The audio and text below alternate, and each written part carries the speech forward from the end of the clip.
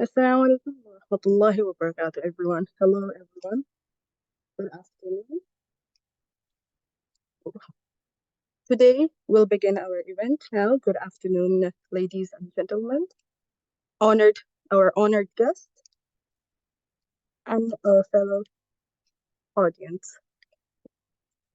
Today, we're going to talk about, is infertility a real or a created problem? Practical advices. Now, I would like to hand it over to Ms. Danica, who will be introducing about our guest today.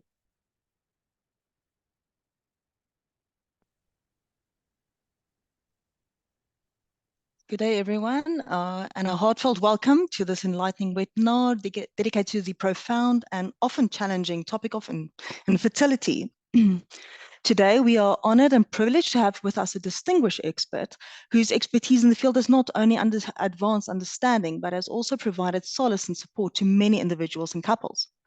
Join me in extending our warm welcome to our esteemed guest, speaker, Aušra Blažėniene. Aušra is a former clinical scientist, embryologist, and andrologist with 30 years of experience in clinical diagnostic laboratories and reproductive medicine. She has been working in the field of fertility, reproductive medicine, and assisted reproduction for 25 years. She has worked in Lithuania, the USA, Ireland, and the UK with an interest in laboratory accreditation issues. And currently, Aušra helps people to go through their fertility problems as a private fertility advisor and provides consultations in English, Lithuanian, and Russian languages. Today, we are privileged to welcome Aušra, who will provide us with more information on the role of IVF in helping couples have children and issues relating to assisted reproduction, including the clarification of terminology. Beyond her professional achievements, Aušra is a beacon of hope for those who feel lost and overwhelmed on their fertility journey. Her commitment to raising awareness, fostering understanding, and offering support is a testament to the empathy that lies at the core of her mission. Without further ado, it is my great pleasure to welcome Aušra to the virtual podium. Aušra, thank you for gracing us with your presence and expertise. We are eager to hear from you and gain valuable insights that will undoubtedly leave a lasting impact to those in attendance.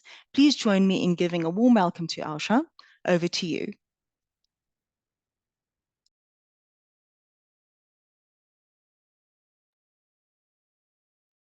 Thank you. Thank you very much for inviting me today and in this nice, very close home, like a home-based meeting. And I very appreciate and I'm very thankful to all the girls team from V4U charity. And I think this topic is very important. And I would like to introduce with this big question and guide you in this journey to help you to find out the answer.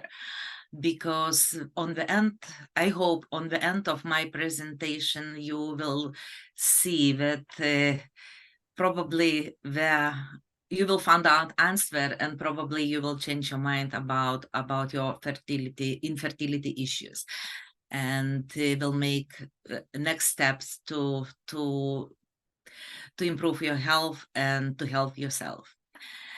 So thank you one more time, everyone. Thank you, everyone who is listening me, and let's begin.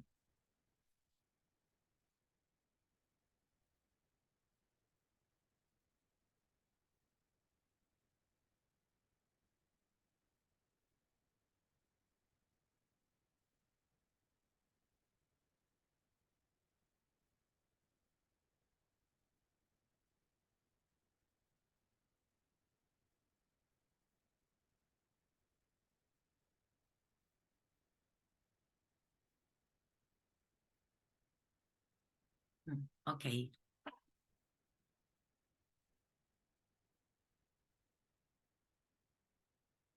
So this question, infertility, real or created problem? We always thinking a lot of couples going through these problems. They have 1,000 questions. Why? Why is like that? Why is for me? Why so long? And these questions make their life so difficult. So let's go through this journey, and I will guide you on this trip. This is me, as you see, and I myself was working in different countries, so I have many years of experience as girls presented me, and so I have the kind understanding. And the main problem, not problem, but probably the main thing when I start to go more deep in details why did fertility is created or real problem, it began maybe after 10 years since my beginning working in IVF. In IVF, I started working since 1997. And after 10 years, I raised this question for myself. What's going on? Why if we have these tools in IVF laboratory, why we cannot achieve the 100% of positive results? And all this my life, with my career, this scientific, my works, I was digging deep to look for these answers. And now I will show a little bit how I was going through it, and I think you will find out answer yourself. So nowadays in our world, we have 8 billion of our peoples. Yeah, world population is 8 billion. And the official data, and by WHO, the last data is 21-27, they say that fertile age population is 2.3 billion. It means from the all 8 billion of population, we have 28% of people who is on fertile age. It means between 20 and 39 is data from 21s. And now the last results was calculated in 22 and presented on WHO was 70.5% of people is affected by infertility problem. And if we go to again to this number, and we see that we have fertile age people 28.8%, the 17.5 is a huge number. But actually they say, this is WHO information, they say that every 6th person has infertility problem. But when you're looking on this data, and on this data, it means it's more than 0.5% people from fertile age is affected by fertility problem. And it's not every 6th person, but every 2nd person has infertility problem. This numbers is presented by the WHO. I think they are not real numbers, because if you again look on that numbers, this numbers looks too small.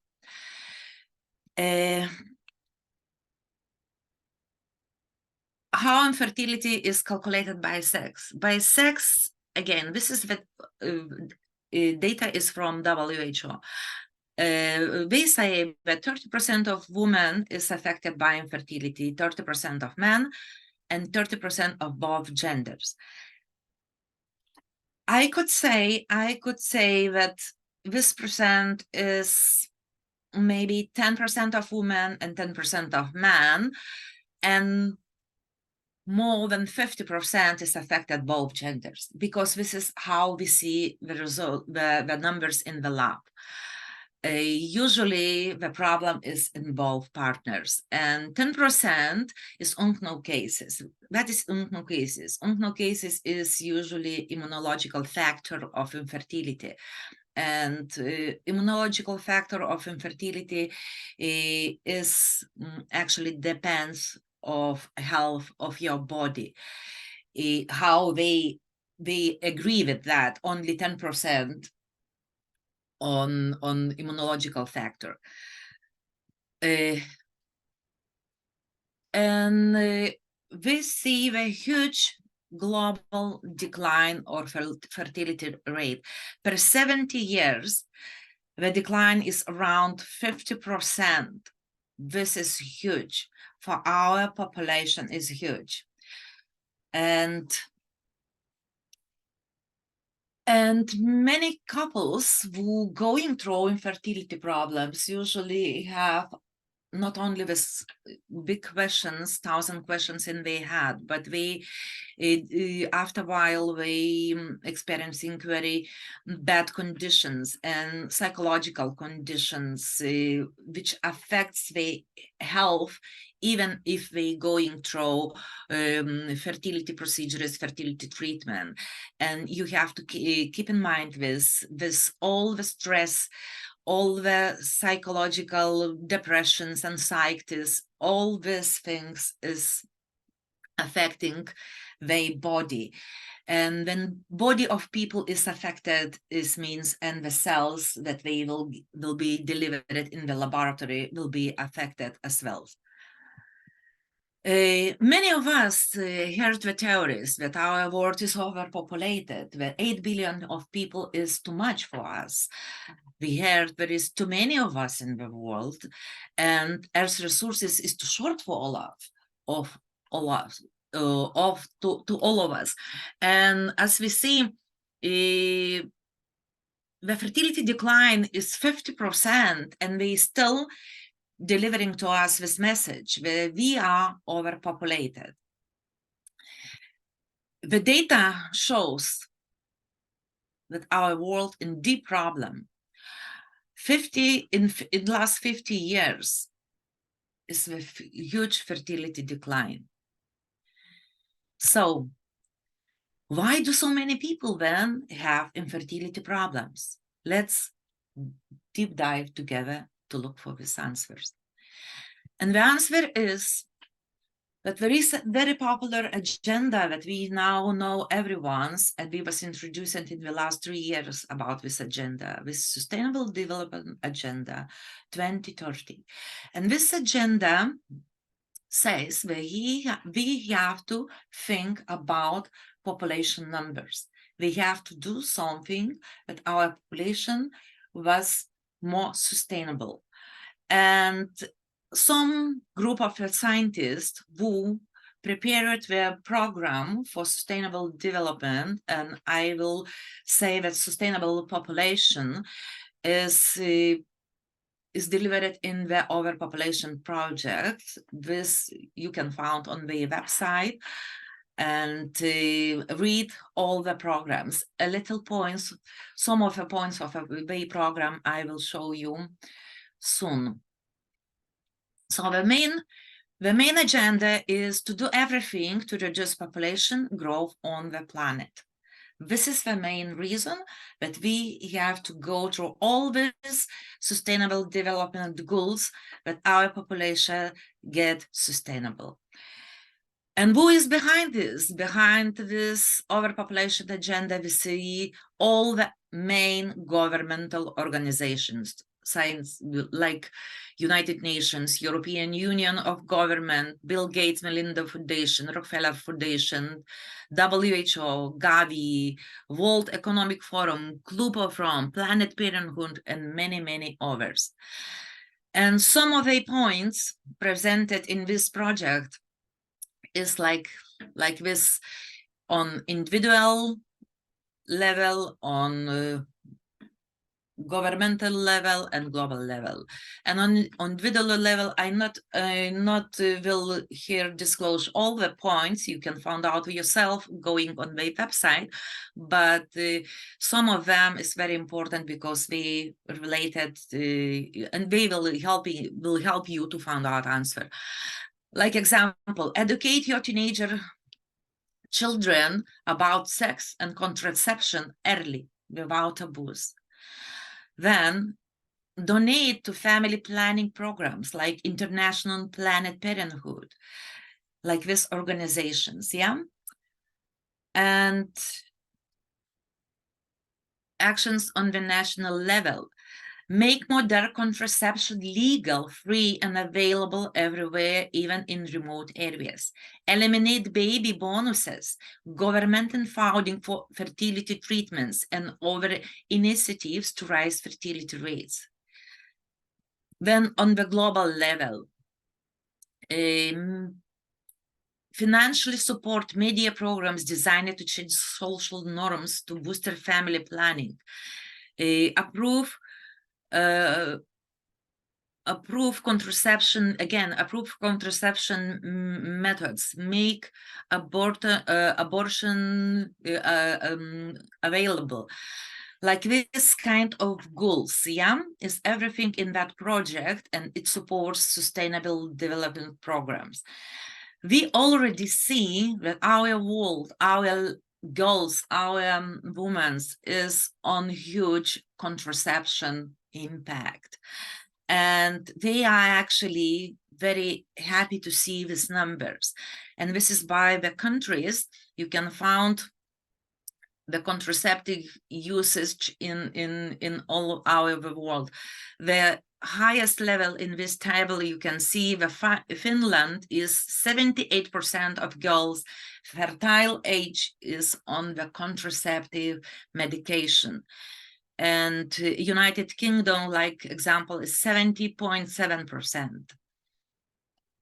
And they still wanna to make acceptable and available contraception for teenager children, and they still wanna to reach 100% contraceptive usage. So let's go more. And actually,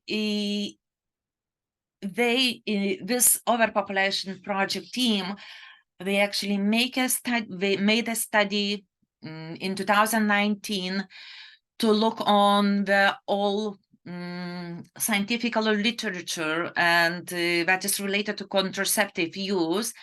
And they actually are very happy to see these results. And this is the citation from the results page.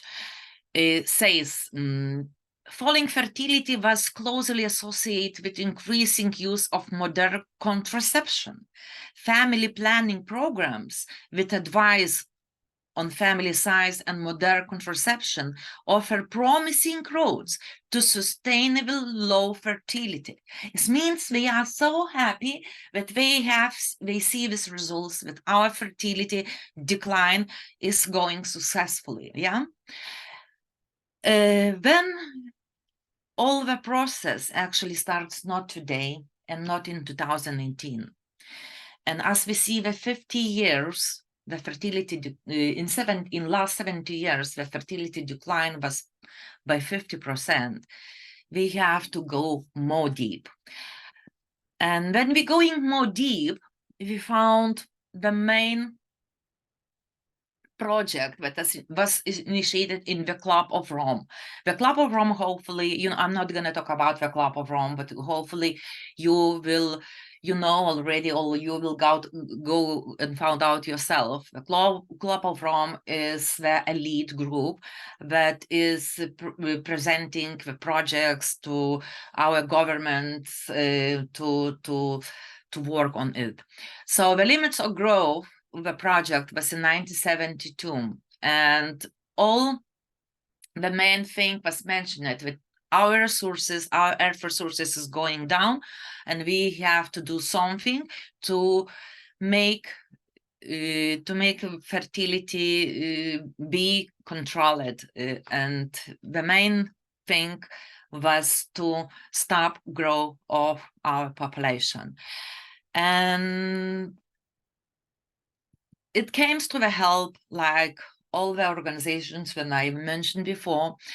And actually in 1992, WHO approved fertility regulating vaccines that will be implemented, was implemented in the all biotechnologies to make sure the vaccines to regulate your fertility was developed.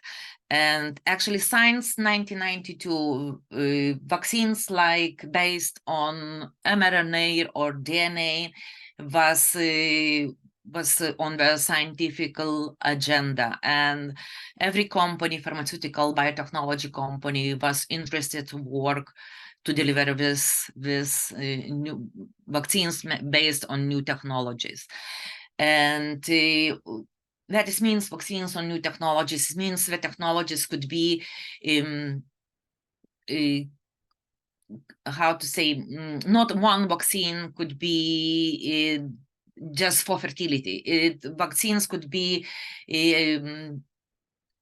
like multivalent vaccines. It could be from some sexual transmitted disease, and the same vaccine will work for fertility, and like from respiratory disease. And again, a vaccine could be together work for fertility. This is the biotechnologies was working on since 1992. And we see the results per all these 50 years. The woman's fertility decreases, male fertility decreases, fertility per country decreases. But the most interesting thing, that assisted reproduction technology market increases. And market increases in a huge speed. And in 2022,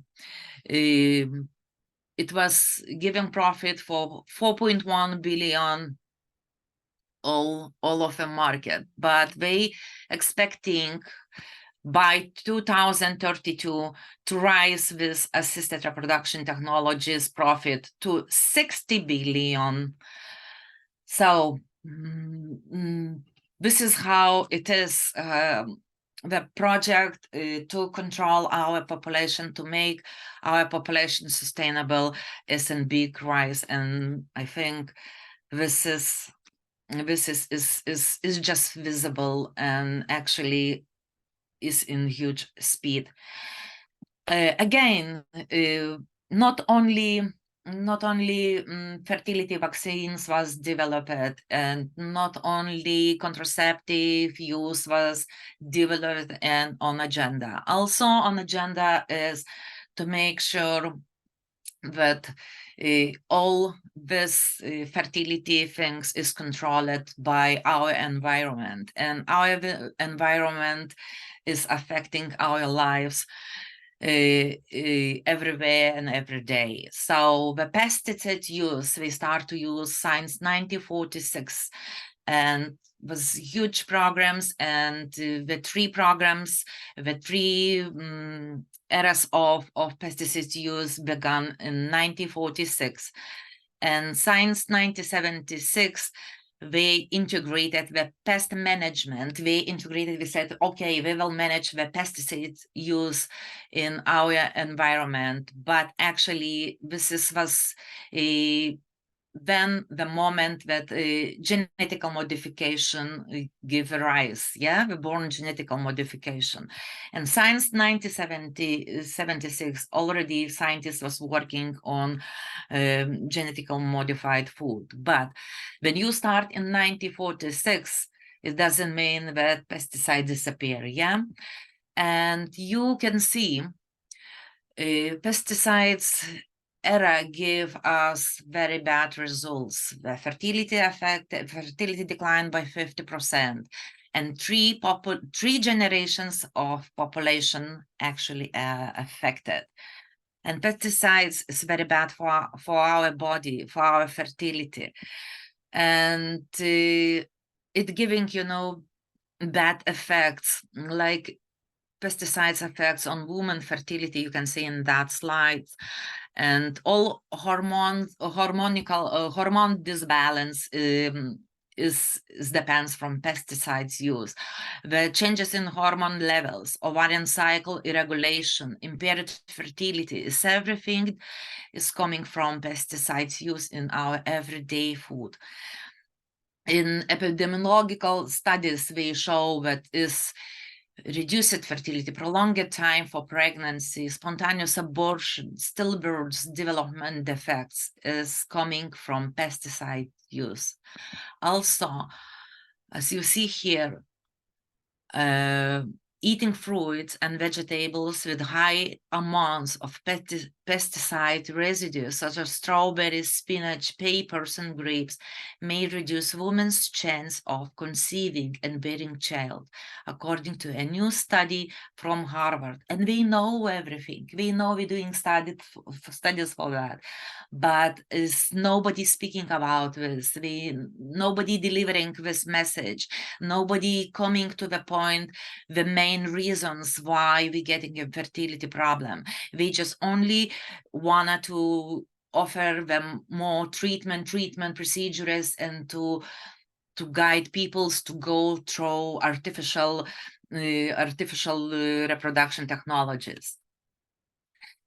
And pesticides effect make a huge impact and on males' infertility as well, because the males' infertility drops so huge in numbers, like 55% men's infertility drop in this last 70 years.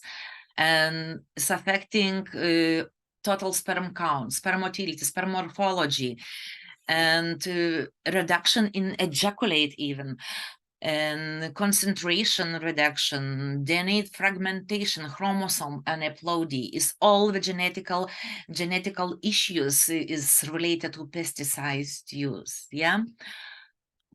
All our food actually is saturated with pesticides. Our soil with pesticides, fish soaked with chemicals, meats pumped with hormone and antibiotics. We are being poisoned and made sick. Why? Just for profit and population control.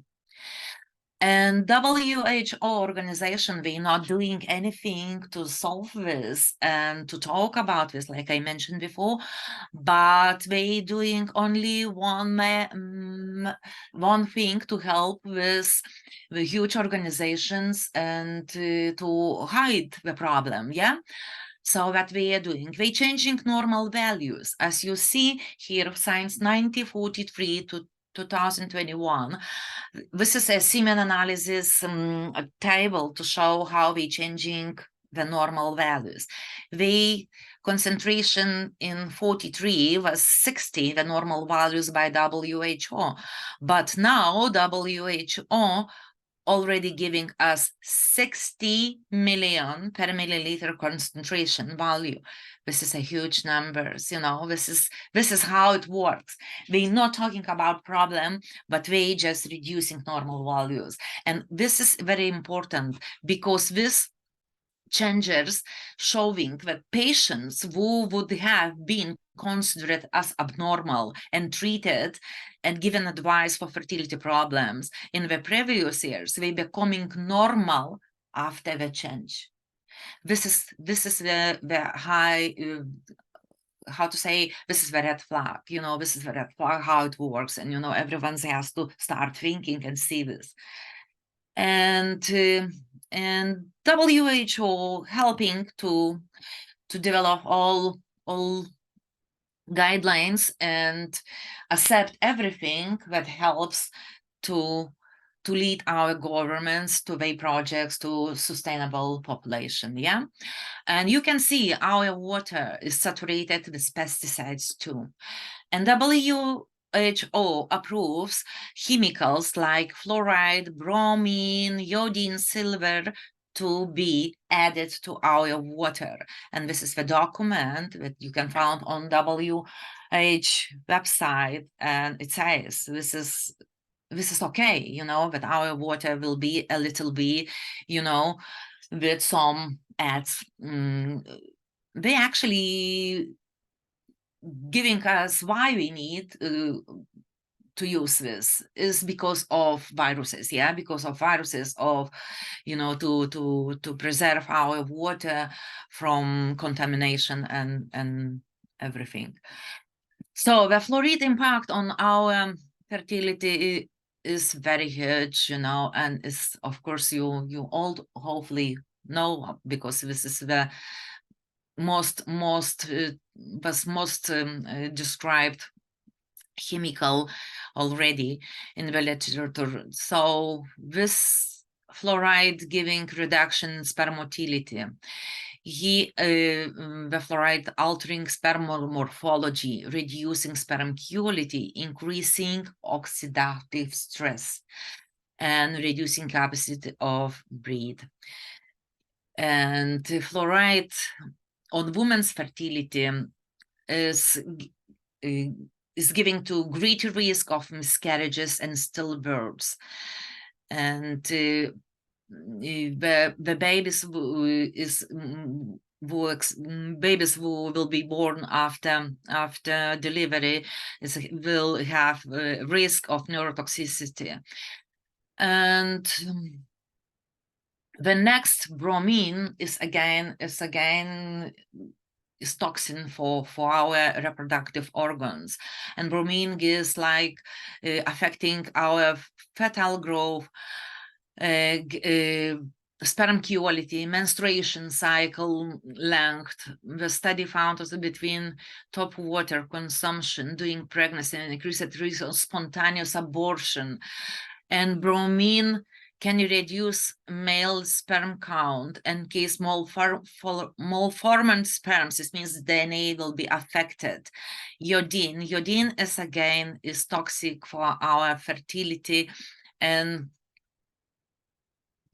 is giving low pregnancy rates and again decreasing in sperm morphology and sperm concentrations, and everything is the poison. And silver nanoparticles cause damage to testicular cells. Silver nanoparticles inhibit normal cell function and cause more cells to die, DNA damage.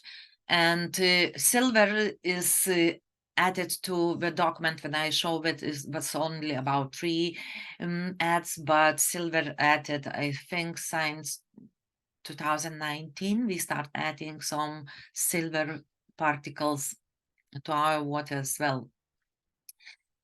And drinking water from plastic bottles again is affecting males and females fertility, and the same problems in morphology and DNA function. All this toxicity is giving oxidative stress to the cells and making you sick and be less fertile. Again, our food is again contains toxic gases. Like all the food is preserved in ethylene oxide, and ethylene oxide too is toxin, and he is making huge problems like a sterilization to our organs and fertility.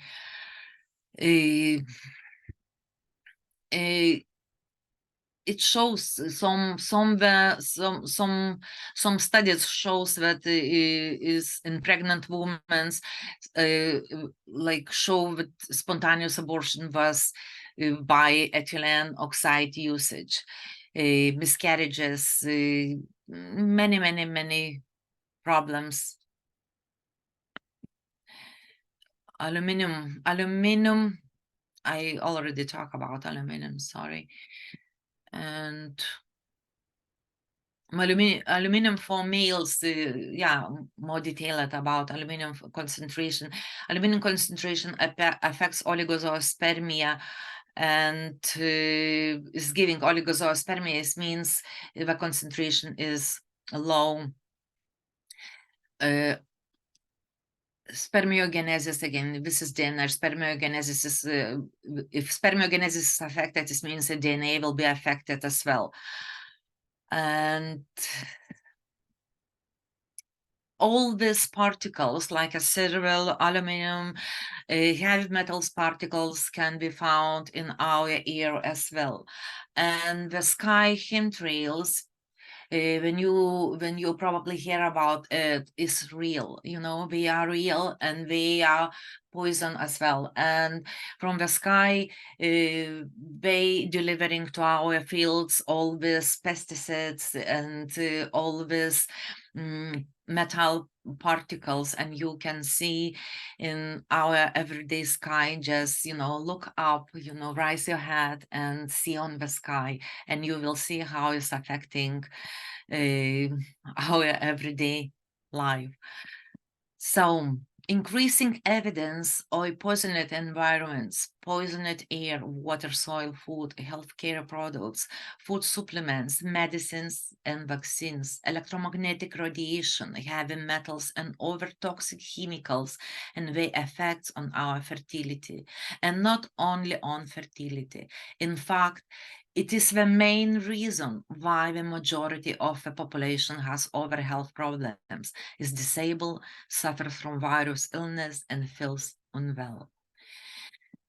Of course, the greatest responsibility lies with giants of industry, with the corporations, with the people behind them, because they have an unstoppable and unlimited desire to make as much profit as possible, to make as much money as possible, to become so big that they can control everything, even as our health and our fertility. On this note, I will end my presentation today, and I want to say my word just for you, to give you some hope in this not very happy presentation, and say, never blame yourself for your infertility problem. Somebody or something could be behind it. Take care of yourself, your health, your life, and your fertility. Detox your body, eat clean food, live your life, trust your body, and stay healthy. It's me, Aušra Blažėniene. So thank you very much, everyone, for listening to me today. I apologize for my accent and maybe some my, speech mistakes, but thank you very much for listening, being patient with me today. And if you need some help to find out answers why you think you are infertile, or you are on your journey on your fertility treatment, anytime you can approach me by my website, Svajonių vaikas. This is in Lithuanian. In English, it would be Dreams Child, and you can find out registration form. Actually, at the moment, is no, the page is not translated, but I check it by Google, and Google translating, very well. Just when you see on the Google my website, just choose translate page, and it translating, pretty much well, and you can then fill in registration form, easy and not a problem. So if you need the private consultation, you anytime can approach me, and I will help you to find, some answers, in your personal problem. And advice is given in English, Russian, and Lithuanian languages. So thank you again, one more time. And now, if you have questions, I am ready to answer them. Thank you. Thank you so much, Aušra. We've received so far 2 questions, so I'll be reading to them to you from the chat. Did you look into analysis of the effects of the COVID vaccine on fertility, first trimester pregnancy, second trimester pregnancy, and third trimester pregnancy, with regarding the miscarriages, placentation issues, stillbirth, and congenital abnormalities? I haven't looked in details on these results because I'm not trusting too much, this scientific materials that is presented about COVID, vaccines, but I see real cases and the patients approaching me and they have bleeding issues, menstrual cycles disturbances is real, and this is not joke, and this is real problems. And I see even bleeding problems in women who already in menopause, they starting their periods again. Most interesting is that fertility, like example, assisted reproduction procedures, fertility data is frozen till 2024. And we're not seeing the data from fertility clinics. I try to look on HEFA, this is UK Fertility Regulation Agency, and they even saying that data will be presented, this all COVID period data will be presented in 2024. So it means something is real going on because the data is hidden. And the same thing is everywhere. And in Australia, in Canada, I try to look, to dig deep, to find out about this. And nobody wanted to speak, but I heard from some of my colleagues that there is issues because the issues is with fertilization itself. It means the cells has difficult to connect with each other, egg and sperm. This is fertilization, the real problem. But what we are doing, we're changing technologies and we're preparing, the medium in which the cells is growing. We're preparing. We probably will add some supplements, to reduce oxidative stress, which are affecting, this fertilization process. I don't know, but this is the data. How to say, the data is hidden, but the problems they real. The problems is real. Not everyone's actually. I have in my close. How to say, in my close family, I have people who get pregnant after 3 shots, per this period, and it's okay, but we have to keep in mind that this vaccines was not all the same. Not all the same. If everyone's would affected by the same vaccines, it will be huge and visible problem.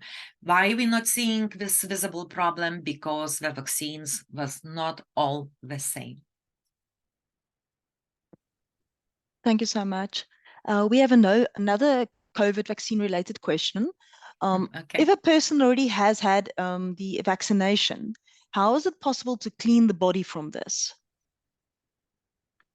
At first, the main thing is to start from detoxification, and the detox protocol could be found on World Health Council's website. This organization that is start to work in 2019, and this is the new organization which opposites WHO. And World Council for Health, we have huge protocols. They did huge job for everyone, to help everyone. And you can find in different languages on the website the protocols that relates to detoxification of from COVID vaccine. This is the main thing. At first, you have to detox yourself, because you don't know which vaccine you get, or you get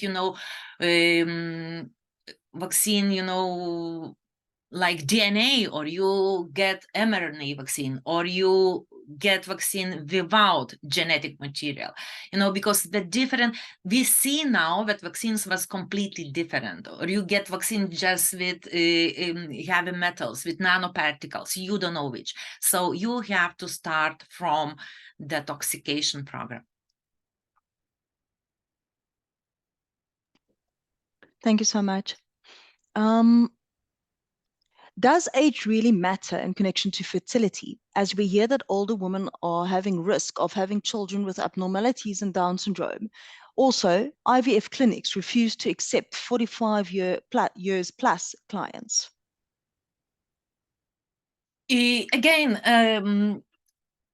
if we keep in mind that how the system works, the WHO changing the normal values for all analysis, not only like a semen analysis, but in blood analysis. They doing this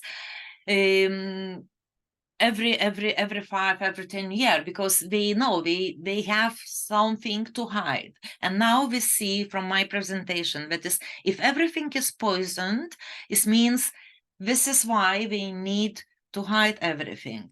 And then we coming to the answer that maybe fertility age that is accepted, that is fertile only from 20 to 39 is not real.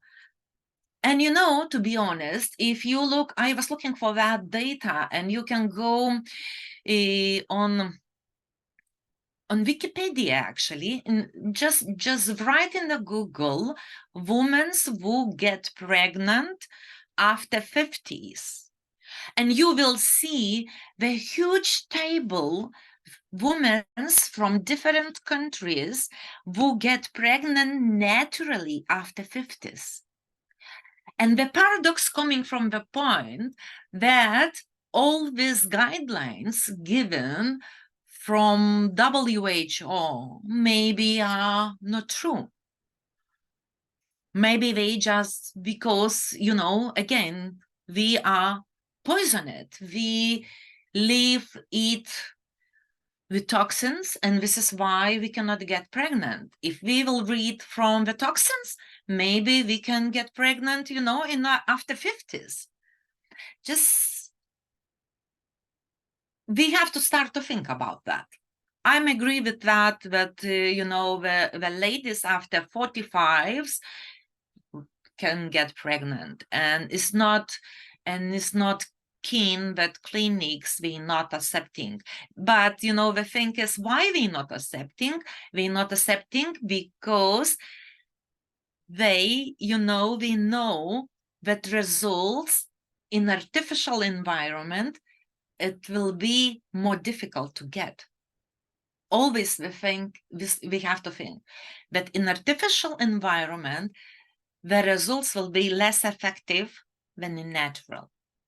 So it means you can get, if you read from toxins, you can get, more quick pregnant in the natural environment than in artificial. And this is why I would like to mention for you, when I was in 2017, on the 40 years birthday in Bornholm Clinic for Louisa Brown, who was the first baby which get, after artificial insemination. And we was talking with scientists who work with pioneers, Patrick Steptoe and Robert Edwards. And we was talking about why we're not getting the 100%. The technologies is much more better now. All these technologies, all the laboratories is modern, is digital, is much more better. The mediums is much more better, and we're still not getting 100% positive rate. It means if something is real hidden, and now I'm giving answers. You're not gonna get results if your body poisoned, if your cells is poisoned. We are not gods, and we cannot make how to say, natural product, good product from poisoned cells. It means this is the answer where we are. Thank you so much.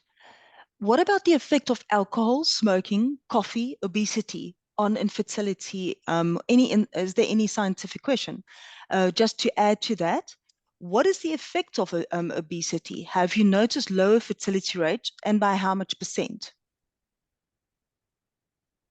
Yeah, the smoking and alcohol drinking affecting fertility, of course, affecting fertility, but there is no like a detailed data. We're just saying that in basic the smoking, because why? The smoking is heavy metals, the toxic materials, you know, all this affecting, they stopping, and how they affecting? They affecting DNA.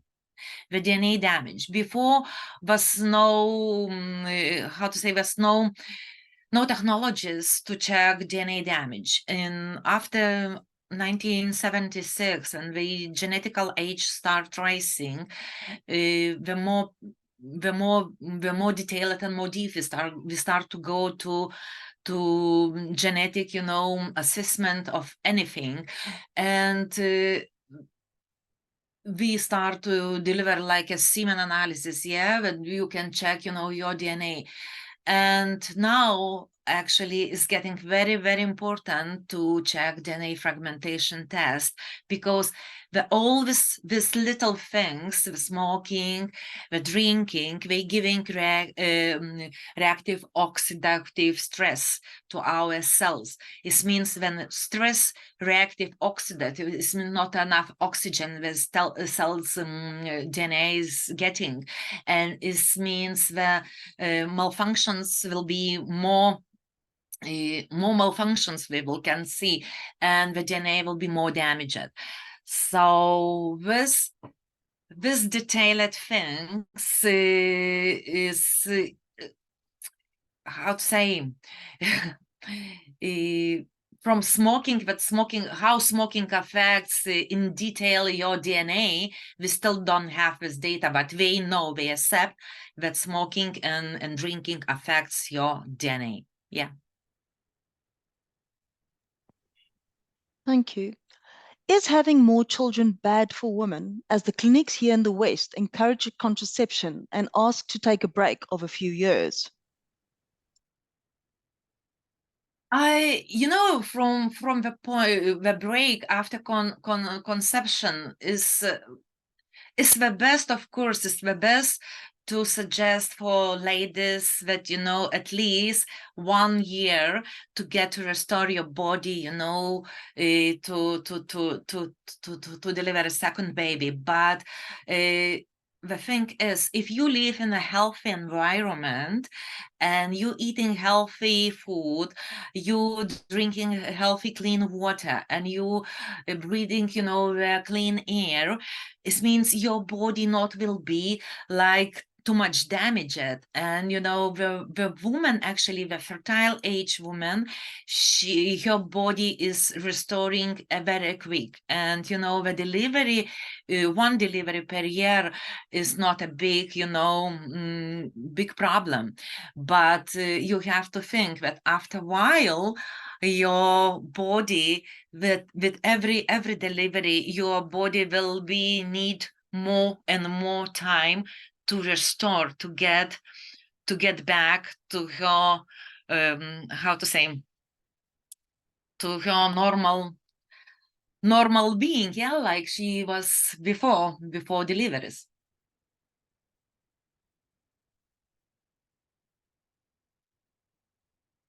Did I answer everything? There's still a few. I have heard that I have heard that wet cupping and fasting is good for detox from these vaccines and chemicals. Can you please advise on that? Cupping and fasting, yeah. Fasting is good. You know, fasting is good at all for your body, because when you start fasting, you know, after 3 days, in the 3rd day, your body starts, you know, clean, eat all the toxins and take them out of your body. And it's good to start to restore yourself. But before, my suggestion, when you start the detoxification program, at first you have to start detox. When you detox, then you can start fasting, then you can start fasting, because then you will help your body to take out all this, and eat last things that's left, from detoxification, from contamination. Fasting, yeah, fasting is good. Thank you so much for that information. Does perfume or other sprays we use affect fertility, as well as how to eliminate plastic chemicals from our bodies?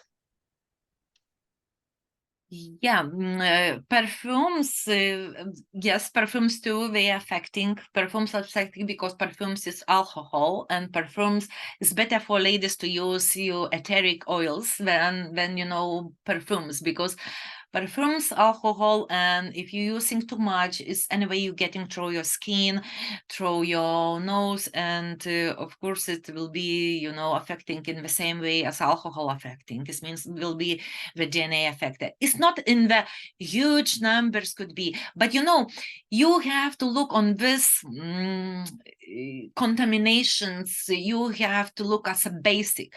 If on one presentation I got a question, oh, but this is a small numbers, the small drops, but take a look to this in basic.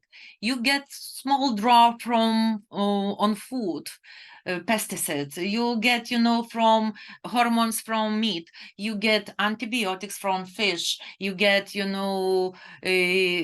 poisons from air. You get poisons from water. And then you see that really you are poisoned. Just look in the basic. Don't look like, oh, just, in perfume, just one drop, this is nothing. I'm just using, just once a day. But, you look on the basics. You do this complexity. Look on this complexity. If you, in the complex, you use this, you use this, you use this is why you're infertile. Yeah, it's affecting. Next question. Is it true that over 40 years of age, natural conception is more likely with the drugs and IVF? And if yes, can you explain why? If conception more effective after 40s with drugs? No, this is not, you cannot say that after 40s is conception more effective with drugs. No. If you clean well your body, if you detox your body, and you live, life without stress, or you just know how to manage your everyday stress in your life, so you cannot say that after 40s. I have actually many patients who get pregnant between 40-45. When they start coming to IVF procedures, and in the early beginning, it means when they start just working on that without any medications, they get pregnant, and they, get off of IVF treatment. So you cannot say no. Thank you for that. Second to last question, it seems. Is folic acid needed? And if so, why? Folic acid is boosting your body, and gives you folic acid like balancing your cell, the osmolarity in your cells, and is giving you just lowering reactive oxidative stress. This is why you need folic acid. Okay, and for now, the last question. On an emotional level, what advice do you have for couples who have experienced various unsuccessful reproduction attempts? How to cope with the failures and try again? I think the most important thing to understand that something is not like your problem. If I will talk about the percentage real fertility problem, yeah, the real infertility problem, you will be shocked. The real infertility problem is only about 0.5% of the people of the population have fertility problem. And this is 70% that we see. This is not true. You know, this is all people are poisoned. On the real infertility problem is 0.5. That is means. You know, it means to answer, like it helps me to answer this question. It means you always have to have hope. Never lose your hope. Something is, if you're not fertile, something is behind this. Maybe you have to change your attitude on the things that you are doing. Maybe you have to change your work style. Maybe you have to change your diet. Maybe you have to change, at all. Maybe you have to change your environment in general. You have to think about this, that is something behind it. And you cannot go and blame yourself. This is the main thing that I want to say. And, open your eyes today in this presentation and say, don't blame yourself. Never. Don't blame. Just always have hope, but you have to work to get your fertility back. Thank you so much. Khulud, if you could show our slideshow again, please. Which slide? Khulud will take over. In fact,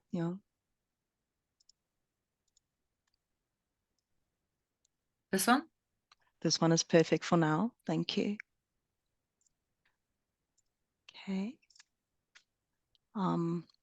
Thank you so much for today's session. And thank you, Ausra, for generously sharing your profound expertise on infertility and reproductive medicine during today's webinar. Your insights and wisdom have undoubtedly enlightened us, and I'm sure that your passion for your field, coupled with the dedication to supporting individuals and couples on their reproductive journeys, have left a lasting impression on all of us. We would like to remind our guests who wish to delve deeper into a consultation with Aušra that she is offering an exclusive promotional code, Embryo in capital letters, which grants a remarkable 50% on consultation fees when written next to the name in the scopes. The discount code is valid until 31st of December 2023 and offers a unique chance to benefit from personalized guidance and expertise. We encourage all our attendees to take advantage of this offer and schedule a session and consultation with Aušra to embark on a path toward the understanding and addressing your specific fertility needs. If you have any questions after today's webinar, please contact Aušra or We4U for assistance. Once again, thank you, Aušra, for your time, dedication, and the invaluable knowledge you have shared with our community. Thank you. Thank you very much. Thank you very much to all for listeners, and thank you for organizers again. Thank you very much. Thank you so much. Khulud, if you could perhaps just show We4U's contact details, please. Sure, just a minute.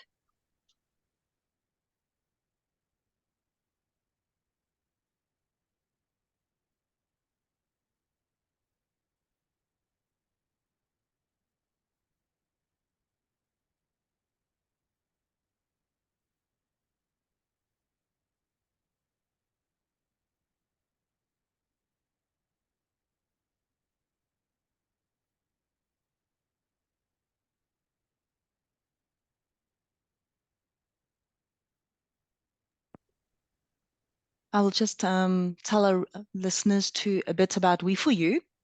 We4U is a beacon of hope and compassion in the realm of non-profit organizations. Our mission is simple yet profound: to create a haven, a sanctuary where individuals can come together and share the tapestry of their lives in a space that resonates with warmth, understanding, and support. At the core of our ethos is the belief that the exchanging energies, exchanging services, for all we have something to give and something to gain. Life's journey, with its plentiful challenges and uncertainties, can be overwhelming and an overwhelming odyssey. At We4U, we stand as a fortress of comfort, care, and understanding, a refuge where the weight of life's struggles can be shared and alleviated. Whether through the connection of one-on-one support or the vibrant diversity of our events, our commitment is unwavering to guide you on a transformative journey towards embracing the very best version of yourself. In a world where often marked by chaos and division, We4U stands as a testament to the transformative power of kindness and understanding. We believe that by fostering an atmosphere of positivity and acceptance, we contribute to making the world a better place, one where the echo of compassion reverberates through every interaction. Here at We4U, you are never alone in the face of life's difficulties. There's always someone eager to extend a helping hand. We invite you to become part of our community, a collective of individuals bound together by a shared pursuit of a healthier, happier atmosphere for everyone. Your experiences, ideas, dreams, and hopes are not only valued but essential in co-creating this vision. Thank you for investing your time to learn about We4U, and we eagerly anticipate the privilege of making your journey with us a profound and positive and enriching experience. Over to you, Khulud.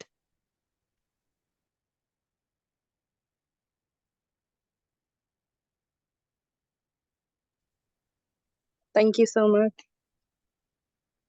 Ms. Danica.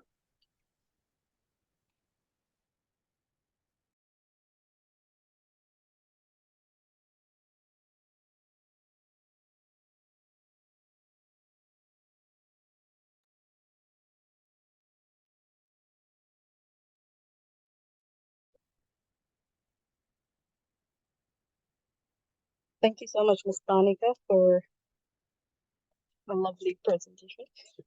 And also thank you to our guest speaker today, Aušra, for presenting a lovely presentation today about infertility. I hope everyone had a great time and their questions have been answered, and I hope they can benefit from it more, inshallah.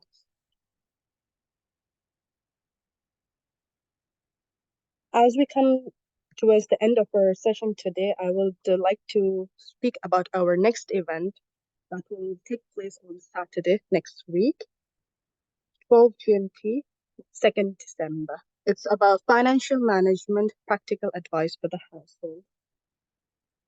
Join us as we explore valuable insights to enhance our financial well-being and household stability. Thank you for attending today's session. Your presence means a lot. We look forward to your continued participation, inshallah, in our upcoming sessions. Please do follow us in our social media pages, where we'll be updating more about our next events soon. Thank you, everyone. I hope you all had a great time. And a very great thank you to our guest speaker, Aušra. Thank you.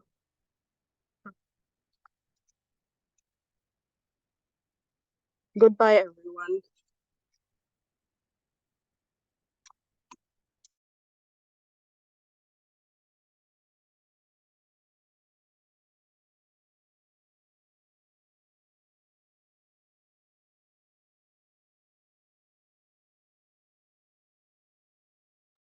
I will be ending the meeting now.